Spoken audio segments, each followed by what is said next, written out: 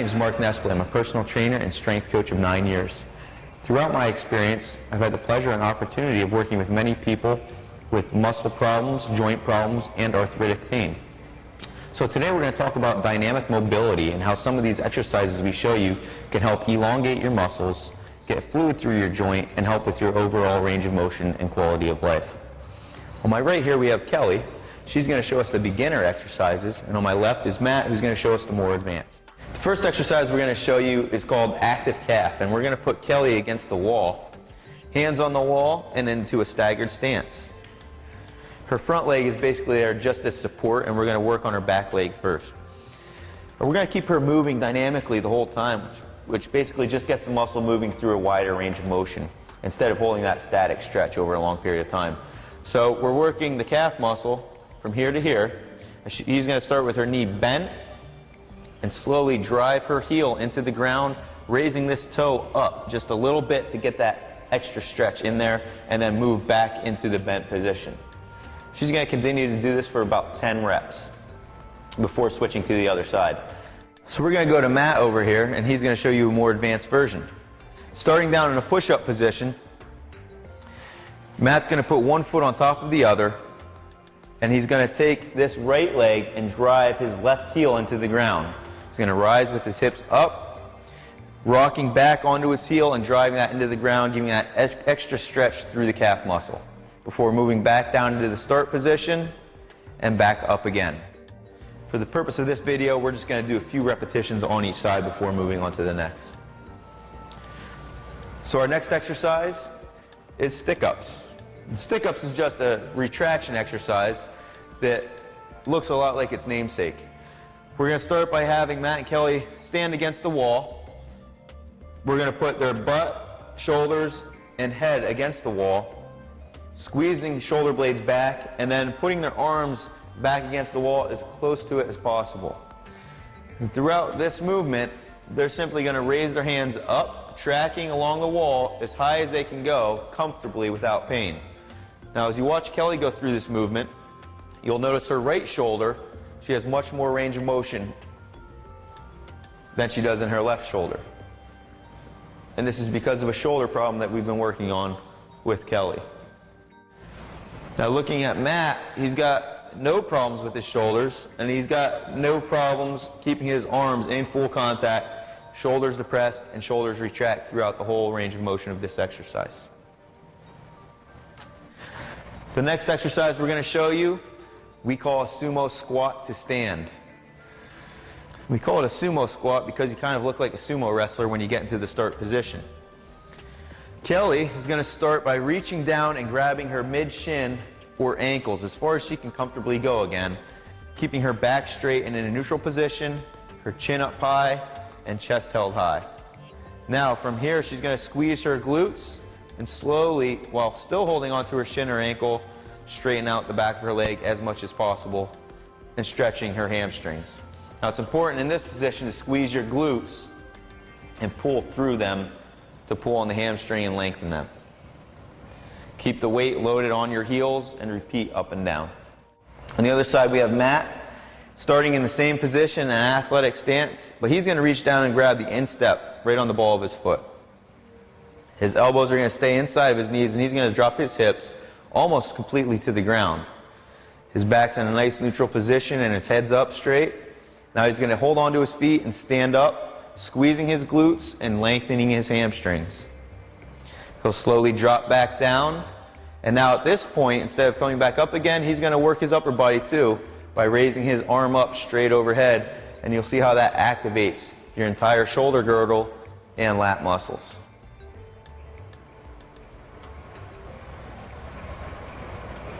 Good job.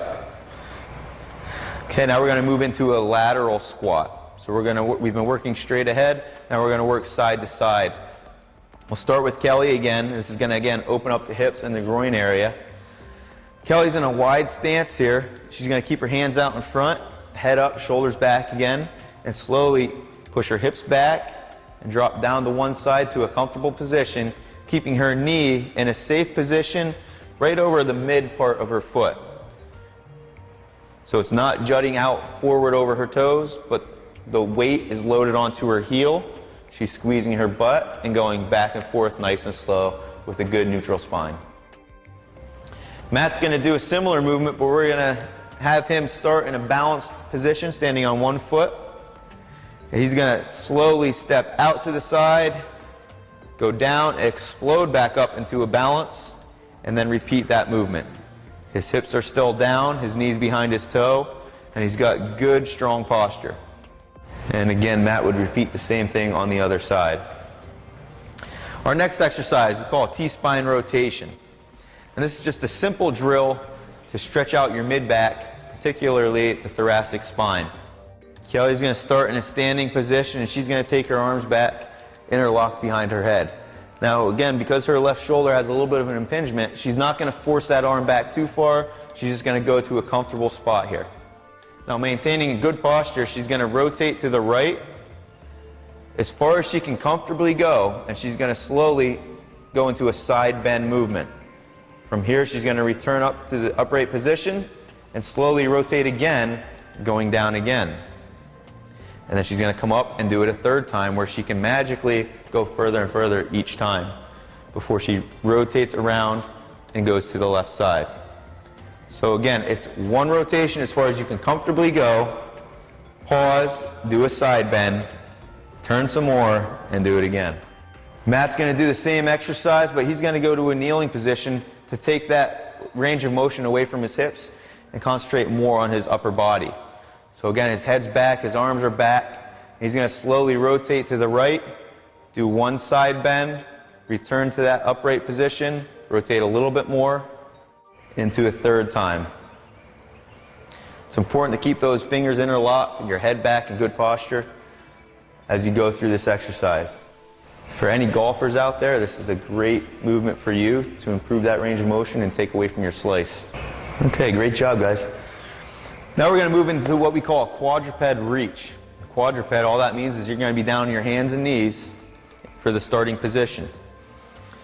Now, Kelly, we're going to go with the modified version. Kelly's going to show you a couple different variations. We're going to start with an arm reach. So she's going to be in this position. She's strong through the core. Her glutes are tight, and she's going to raise her arm up and set it back down. And then she's going to raise her other arm up and back down. And again, watch her range of motion as she alternates through the arms. That's variation number one. The second variation we call a mule kick. She's going to keep her arms firmly planted on the ground. She's going to activate her glutes, and without rotating her hips, she's going to kick that leg back as strong as she can and bring it back down slow, and then go to the other side. And you really don't want that rotation through your spine. And the third variation, a little bit more advanced, Kelly's going to move her right arm with her left leg, again keeping that good posture and strong core, and repeat for the specified number of reps. Matt over here with a more advanced version. Again, his stomach's tight. He's got good posture through his core. He's going to do an alternate arm and leg raise by raising his right arm and left leg without that hip rotation. Again, right through here, he's straight, but he's going to alternate which side he's moving on. So in addition to the mobility, you're working a little bit more balance and coordination. Great job. The next exercise we're moving to is supine trunk rotation. And supine's another one of those words that just means you're going to be on your back face up. Kelly's going to start by bringing her feet in to the point where if she had her hands straight out, she could touch her heels. If you can't get them up that far, that's fine. We'll work towards that goal. After she brings her feet in, her arms are going to move out to her side. And she's going to try to keep her arms there the entire time we go through this movement pattern with her shoulders in firm contact with the ground. And now she's going to comfortably rotate her knees to one side while she maintains her posture and her opposite shoulder positioned on the ground. Now she moves from side to side. Her shoulders stay where they are, and she pulls through her glutes and her core to rotate or start the movement. Matt, on the other hand, is going to start with his hips bent at 90 degrees and his knees bent at 90 degrees, with his arms also being straight out to the side. Matt's going to do the same movement pattern, but with his legs up a bit higher. So his right shoulder is going to stay down, and he's going to rotate as far over as possible without that shoulder coming up, squeezing his glutes and his abdominal muscles to pull back over into the right rotation. Now, a more advanced version of what Matt's doing, he would just straighten up his legs. So this would be extremely difficult for somebody to do with low back pain or tight hamstrings, and don't rush to do it.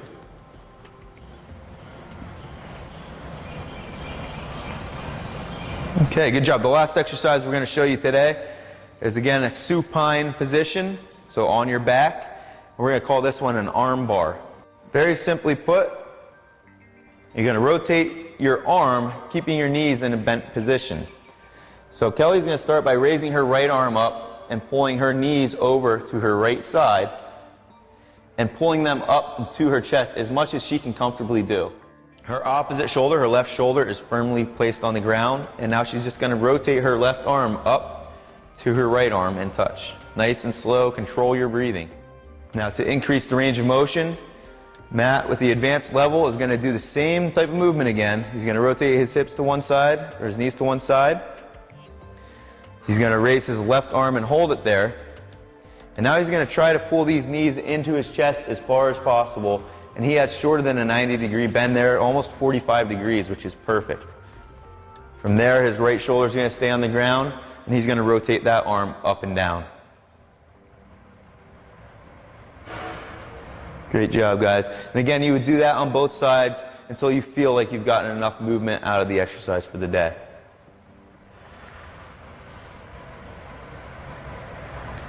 So that concludes our segment on dynamic mobility today. Mobility is very important for muscle enhancement, for flexibility, balance, and stability throughout the body. It will help warm up your body and is preferably done before a workout and can also be done after a workout.